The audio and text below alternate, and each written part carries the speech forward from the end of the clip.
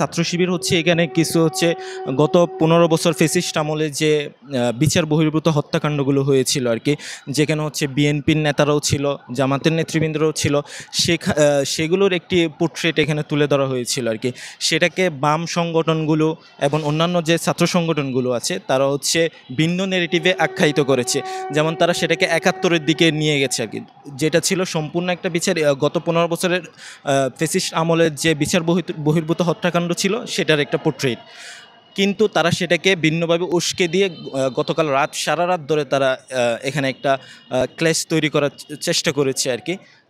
পরে সেটা প্রশাসনের মাধ্যমে আমরাও প্রশাসনের অনুরোধে সেই বিচার বহির্ভূত হত্যাকাণ্ডের যে পোর্ট্রেট বা চিত্রগুলো ছিল সেগুলো সরিয়ে কিন্তু আজকে আপনারা দেখতে পাচ্ছেন, আজকে আমরা তারই ধারাবাহিকতায় মানে ১৫ বছরের যে ফ্যাসিস্ট আমলের যে বিচার বহির্ভূত হত্যাকাণ্ডগুলো হয়েছিল তারই বিভিন্ন সাক্ষী প্রমাণ আজকে তুলে ধরা হয়েছে আর কি। এখনও তো আসলে সম্পূর্ণ সংস্কার কোথাও হয় নাই।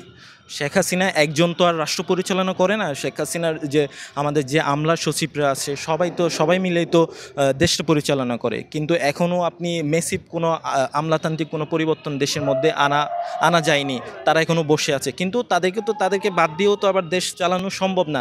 আমাদেরকে শুদ্ধিকরণের মাধ্যমে হাসিনা আমলের যে মনস্তাত্ত্বিক যে বিষয়গুলো আছে সেগুলোকে শুদ্ধিকরণ করার মাধ্যমেই আমাদেরকে রাষ্ট্রের মধ্যে কাজে লাগাইতে হবে আর কি।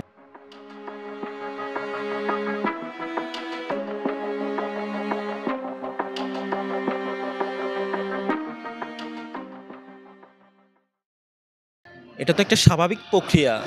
যারা হেরে যায় বা যাদের কোনো আদর্শিক গ্রাউন্ড থাকে না কিংবা নৈতিকতা বহির্ভূত কাজ করে, তারা সব সময় মানে আড়ি পেছে বসে থাকে কখন একটু সুযোগ নেওয়া যায়। আমাদেরও সতর্ক থাকতে হবে এই বিষয়ে।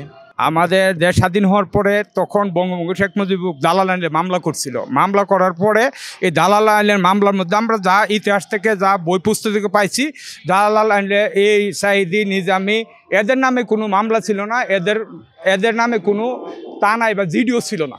সুতরাং আমাদের ইতিহাসের ধারা মতে ওই সময় শেখ মুজিব পাকিস্তানি সেনাবাহিনীকে ছেড়ে দিছে একটা চুক্তির মাধ্যমে, আর দালাল আইন যেটা যারা জেলে আছিল তাদেরকে একটা সাধারণ ক্ষমা করে তাদেরকে ছেড়ে দিছে। কিন্তু এরা ছিল না, যাদেরকে আওয়ামী লীগ সরকার শেখ হাসিনা সরকার ফাঁসি দিছে তারা ছিল না। তারা ভারতের একটা দল করে এবং বিএনপির সাথে জোট বিদায় ভারতের ইন্ধনে এবং সরাসরি ভারতের রর মাধ্যমে ভারতের প্রেসক্রিপশনে ভারতের তাবেদারি করতে গিয়া তাদেরকে ফাঁসি দিছে। আমরা এই যেইগুলো স্কাইপি কেলেঙ্কারি, আমরা ভুয়া সাক্ষী, সুখরঞ্জন বালি যে সাক্ষীগুলো মুক্তিযুদ্ধের সাক্ষীগুলো আনছি, সবগুলো সাক্ষীকে জোরপূর্বক মানে জোরপূর্বক তাদেরকে সাক্ষী দেওয়া হয়েছে, অপকরণ হয়েছে।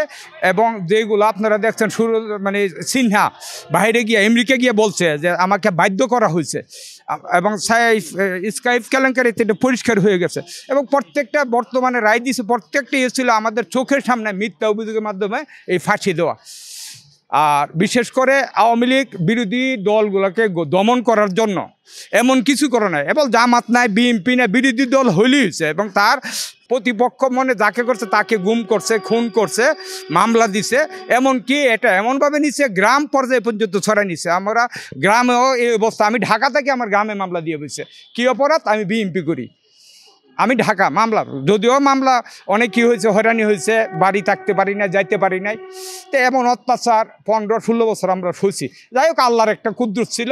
দিন শেষে আমরা মুসলমান, আল্লাহকে বিশ্বাস করি। আল্লাহর কুদরত একটা ছিল। আল্লাহর কুদরত আমাদের উসিল্লা, আমাদের সর্বজনতার উসিল্লা, আল্লাহর কুদরতে শেখ হাসিনা পতন হয়েছে। পালাই না শেখ হাসিনা বইলা সে ভারত ফালাই গেছে। তার একটা দম্ভ ছিল, অহংকার ছিল। অহংকার পতনের মূল আমরা ছোটোবেলা প্রাইমারিতে পড়ে আসছি। সেই অহংকারের পতন হয়েছে। ভবিষ্যতে যেন কেউ এমন অহংকার না করে।